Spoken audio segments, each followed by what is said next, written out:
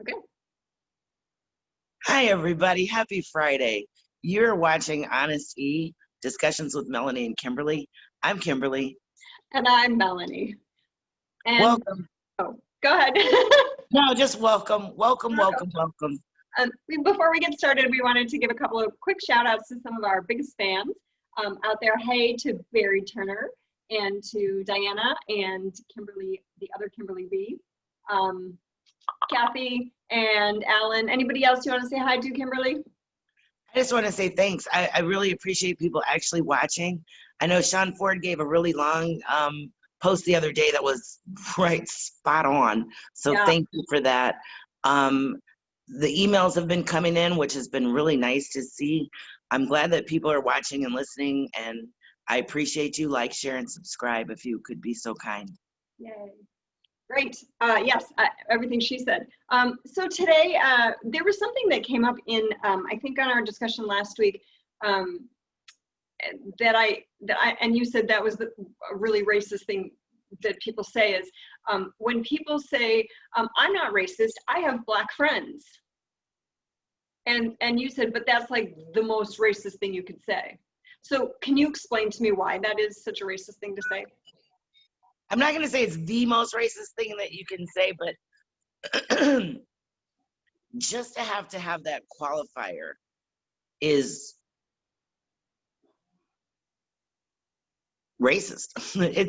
It's sad because when I hear it, I'm like, that sounds so stupid. That's the first thing I think when I hear that. Okay. And there's no other demographic that has to do that. So if someone asked me, who are your friends? I was like, oh, I have lots of friends. No one ever asked me, if I'm a racist, well, do you have white friends? I mean, you can look at my timeline. I have plenty of them. But see how that sounds when I say that to you? I have plenty of them. Those people, right. I know those people. It just sounds weird. And so when you say that, I'm not racist, I have 2 Black friends, it's like, ooh. But is the assumption is special? Is the assumption that they're not really your friends? Or, I mean, so if I have a Black friend and I'm saying, well, I can't possibly be racist because I have a Black friend. But yeah, you still could. Okay. See, it doesn't matter. Do you like that person? That's great. Okay. It just sounds weird. It's like saying, I don't know if it would be the equivalent of saying, I date men and I've dated 2 men. You know what I mean? It's like, well, wow, that's weird. It just sounds weird. It sounds weird to qualify. If you have to, first of all, if you have to say, I'm not a racist, more than likely, someone has caught you on something that sounds racist. Right. Yes. You know that's the problem. That's a really good point, because I think that every time I've said I'm not racist, it's been because one of my kids has said something like, Mom, that's really racist. And I'm like, I'm not racist. And then you're trying to defend yourself. Totally. So as soon as you get into defense mode, it starts sounding weird, because something that you said or something that someone has said or done or been or acted or whatever is racist. One thing you said last week that had me cracking up,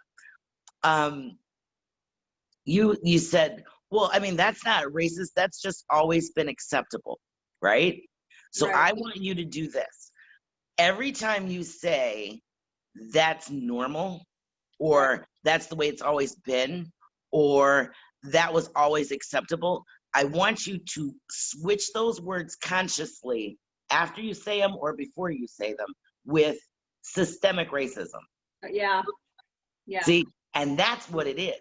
It's always been systemic racism. And when people cry systemic racism and everyone's like, what are you talking about? Well, that's what we're talking about. The normalcy of it is what makes it systemic. Right. And the fact that it's racism, it's still here, and everybody wants to pretend that it's okay when there's a group of people worldwide saying it's not okay. It's not okay with me for that to be normal. I don't like it. I want it to stop. That's like being in an abusive marriage and someone's like, well, you've been there this long. It's like, that doesn't mean I still want to be here. I want to leave. Right. Okay. or I should leave. That makes Right. such great sense, because I'm thinking about something that that in my head. So I don't know if we've ever even like brought this point up, but I'm Jewish. So and there's a lot of like my son, who's in, is a history major, he's like, there's a lot of like tie-ins between, the like that racism, maybe began with the Jewish people, and then so there is some similarities there. I've had friends who will like like say really sort of, inappropriate anti-Semitic things, like jokes or whatever, and I'll say, hey, you kind of don't get to say that, and they're like, but I'm dating you and you're Jewish and I have lots of Jewish friends, and I'm like, yeah, you still don't get to say that. So See how it sounds though? yeah, right. So so the same thing. Yeah. So It's it's the same the thing. same thing. Where it's just like, just because, it's like, obviously you accept the fact that I'm Jewish and you have all these friends who are Jewish, and that's great. You are not Jewish and you don't get to make that Jewish joke, because then it's not appropriate, because then you're slamming me, you're bashing me. And now you're saying that, yeah, you're Jewish, but I don't really like that about you. And it's like saying, oh, it's okay. You should get over it because I love you. Right. Yeah, no, No, right. And no. it feels like they're deliberately saying, like, I am ignoring the fact that you're Jewish. Like, I like you, I love you, but I'm ignoring the fact that you're Jewish because that's a part of you that I don't really accept. Well, look, and then it's like saying, like, this is what happens to Black people, but you're not like other Black people. So then what they're saying to you is, but you're not like other Jewish people. Right. What? It ties my tongue. Yeah. You're not like other Black people. What are other Black people like, and how many do you know? And how am I not like them? Well, I think It's an insult yeah. on top of an insult on top of systemic racism. Well, and that's assuming that everybody in a specific group is the same. I mean, you can say, well, I'm not like other Jewish people, and I'll be the first to tell you, I'm not like other Jewish people, but I'm not like certain other Jewish people. I'm exactly like other Jewish people, and I'm like lots of non-Jewish people, and I'm just me doing my thing, and I don't expect to be like anybody.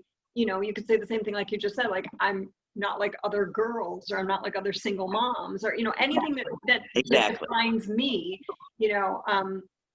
And thank God, that's what makes us all unique. That's right. The point. Right. I don't want to be like anybody else. Right. I want to just be fabulous by myself. No, you're totally fabulous.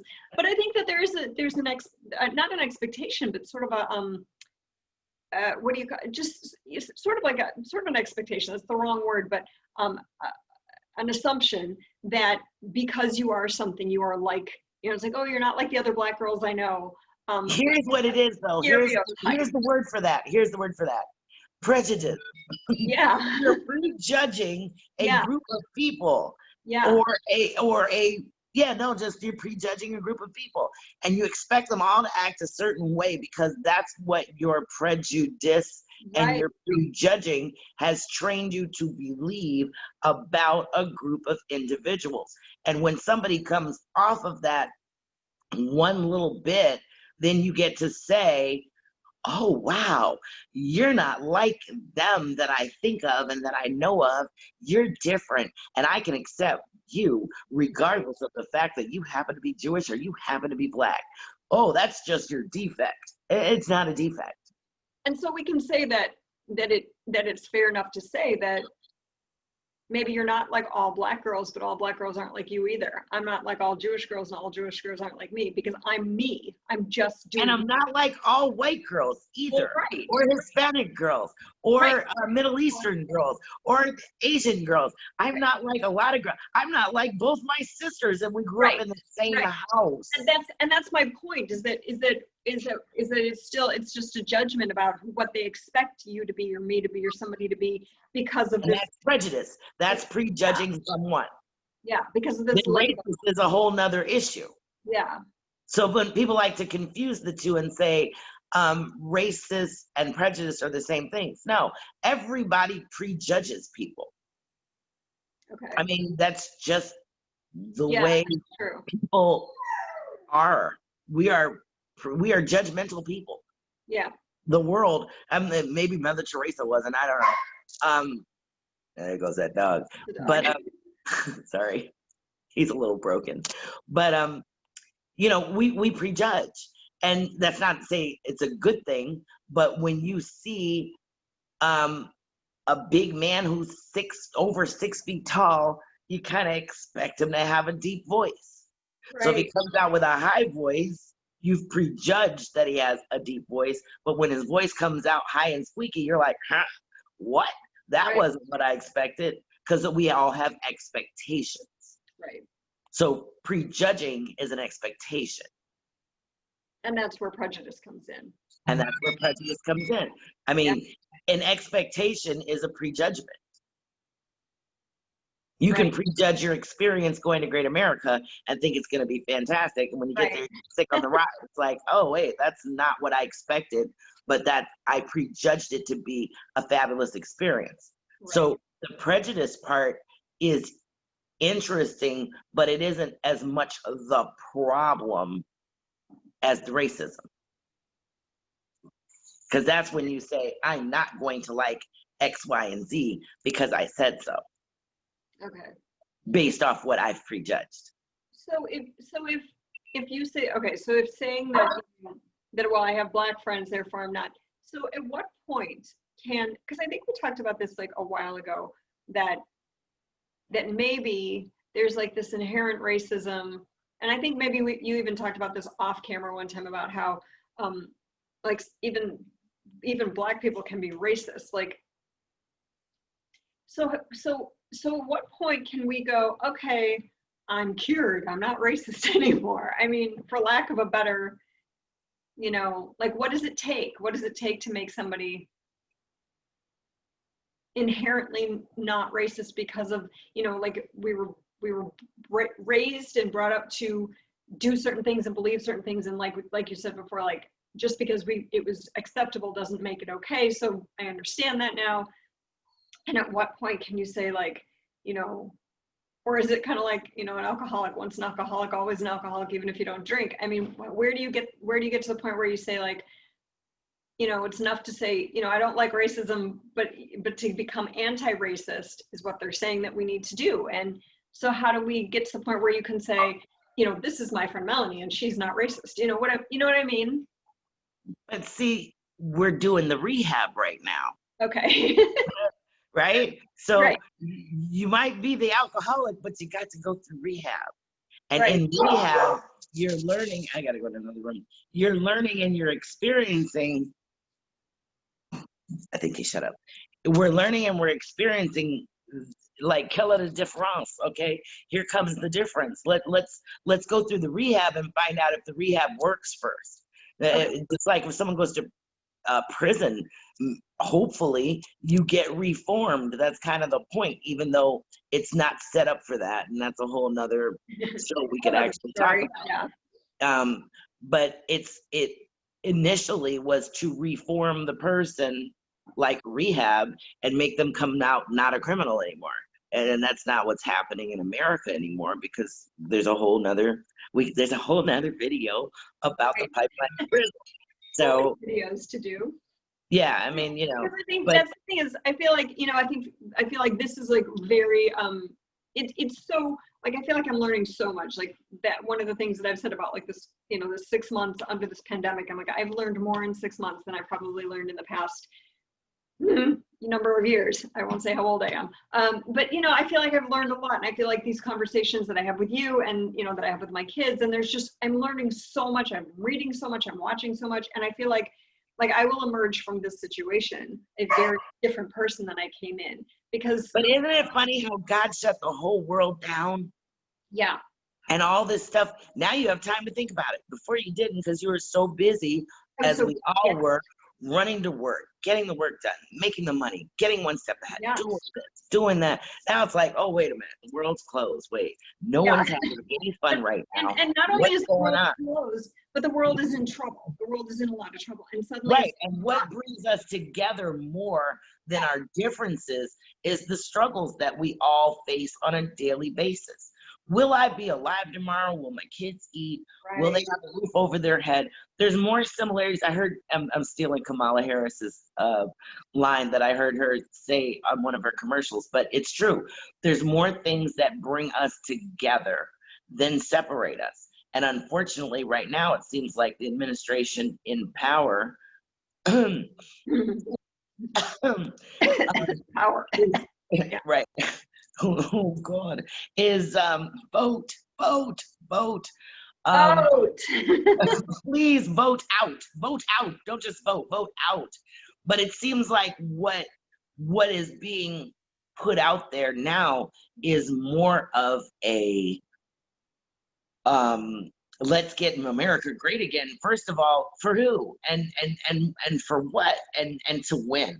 Like, what made it great? Explain. And how are you going to do that? And how does that affect me? How does that affect you? How does that affect everybody? So you've got this let's separate ourselves attitude in power, which is making it very, very, very difficult for our states to be united.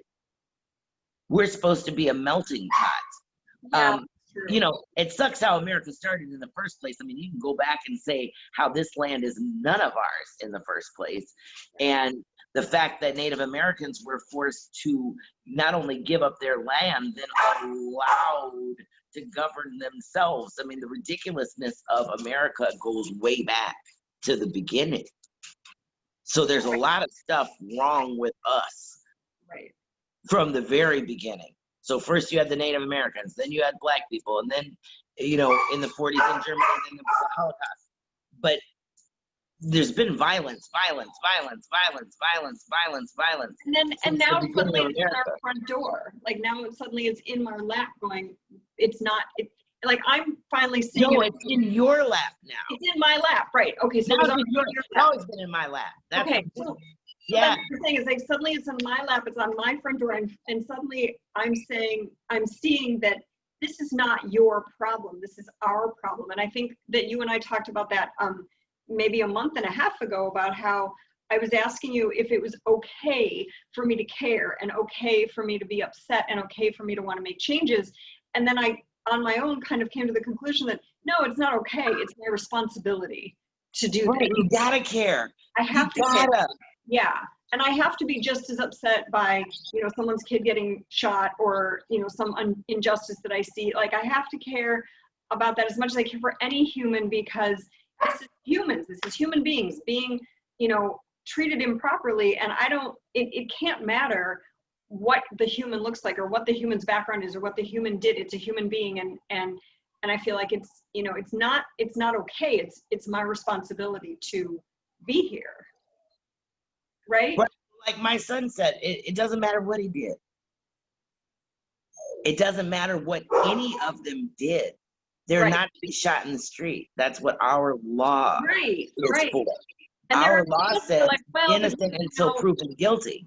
Right. And they shouldn't be judged right there. And there are people who I've talked to are like, well, but did you see his criminal record? And it's like, it doesn't matter. It doesn't matter. Right. It doesn't matter. Like, deal with that separately. That is a separate issue.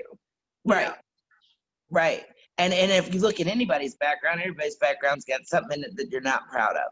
Right. So that does, and if we look at our president's background, there's lots of stuff in there, current and past, that he's got a warrant out for his arrest from Iran. As I keep saying, I don't get that. I just don't get that. However, I won't go deep down that road. All right, let's try not to get too political, even though we're 45 days to the election. Vote, people. Oh, please. Otherwise, I'm moving out of the country. I can't. I won't.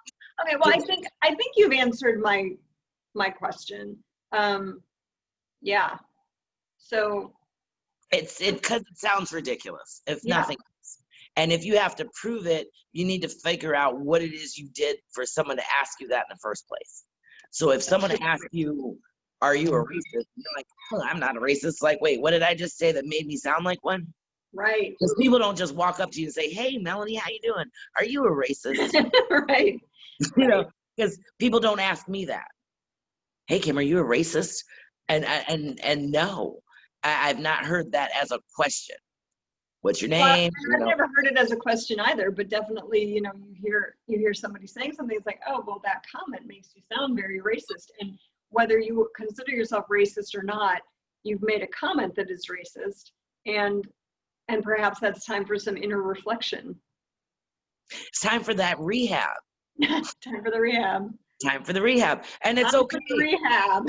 Right. I mean, it's okay. Like, everybody needs help sometimes with stuff. And so as long as you know, what is it? Acceptance is the first sign or the first step. Once you accept the fact that there's a problem, Right. and you recognize the fact that wait a minute, something sounds weird about this, and then you start making active steps, even if they're tiny baby steps, it doesn't matter. You're trying to do something. Right. So that's awesome. I think also, like, for people, like for our kids, it's easy because they just sort of inherently get it somehow, and they just know what's right. But I think for older people, and I say older, I don't consider myself an older person, but you know, we've been around for a while, and I feel like older, yeah, and I feel like there's even people older than us who are just like, you know, they're just not open-minded enough to be able to say like, hey, maybe I'm wrong. And that's one of the big things that that these conversations are helping me with, and even talking to my kids, like they'll say something and I'll be like, all right, explain it to me. And in fact, I was having a conversation with my younger son today, and it was complete opposite to what he was arguing with me about a couple months ago. And I said, but this is the opposite of what you said. He goes, yeah, I did some more research and I educated myself a little more, and now I see it in a different way. So it was interesting where he was absolutely sure that he was right about, he was right and I was wrong. And now he's saying like, well, now I see it differently. So I think it's about being able to, one, be open-minded to learn something different, two, to ask the questions that are hard to ask, and three, to be able to say, okay, I was wrong, which is really hard to do. And the older you get, the harder it is. And I think it's really hard to say, I was wrong, you were right. But for me right now, it feels really good to be able to say, you're right, I was wrong.